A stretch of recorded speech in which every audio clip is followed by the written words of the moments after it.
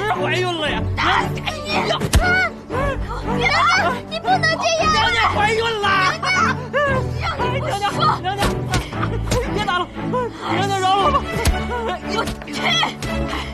娘娘，你确实怀孕了呀！打死你！娘娘怀孕了！回来！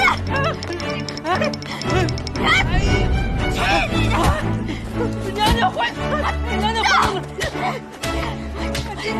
你就是怀孕了！娘娘，哎呀，娘娘！娘娘，这都怀上孕了，你怎么更心烦了呀？不可能，我跟齐胜根本就没有，我怎么可能啊？难道是3个月前在江府那次？你不要再像个跟屁虫一样烦着我了，好不好？娘娘，您真是太大意了，怎么一直没来月事，自己都没发现呢？我一个大老爷们儿，我又没生过孩子，我怎么知道？爸！嘿，娘娘，那定是您底子好，没有什么害喜的反应。这次在江北遭了那么大的难，都没有动了胎气，说明这孩子是上天对您的眷顾，是命中注定啊！老天爷，你这是找死了玩我呀！娘娘，今天江氏没了孩子，咱们又有了孩子，这真是双喜临门呐！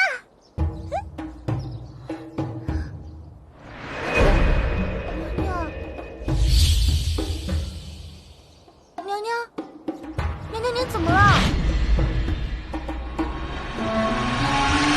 娘娘，您怎么了？来人呐！快来人！娘娘！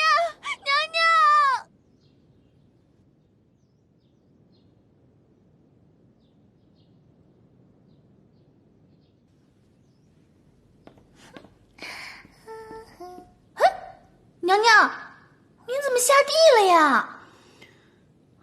我是怀孕，又不是瘫痪，干嘛老让我躺着？那新熬好的燕窝粥，您吃2口。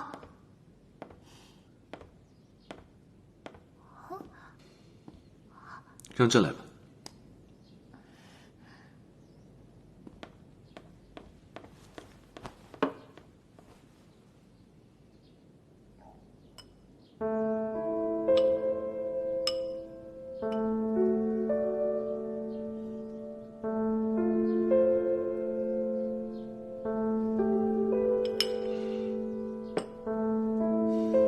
其实，这个孩子不能生。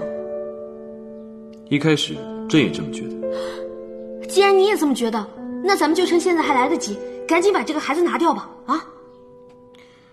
可当朕知道有了这个孩子的时候，心里竟然很欢喜。可是，这个孩子我生不了。这又是为何？上次你不是说你爱吃酸的，无酸不欢吗？现在怎么又不能生了？我这些都是为你好啊！这孩子生了会增加张家的势力，为了不让张家的势力过大，这个孩子还是不生为好。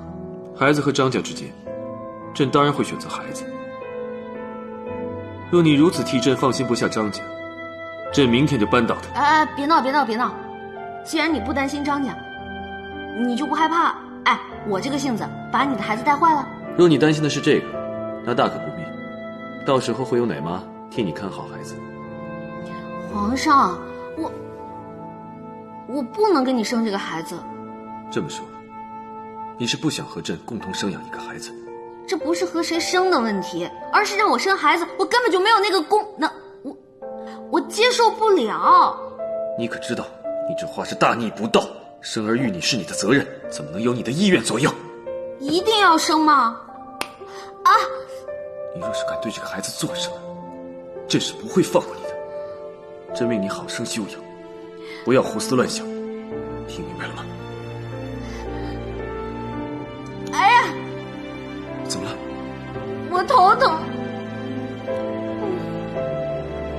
朕命御厨做了你最喜欢吃的榴莲粥，一会儿就送过来。我不想吃榴莲粥，我想吃鸭脖、鸭肠、鸭心、鸭锁骨。我头疼。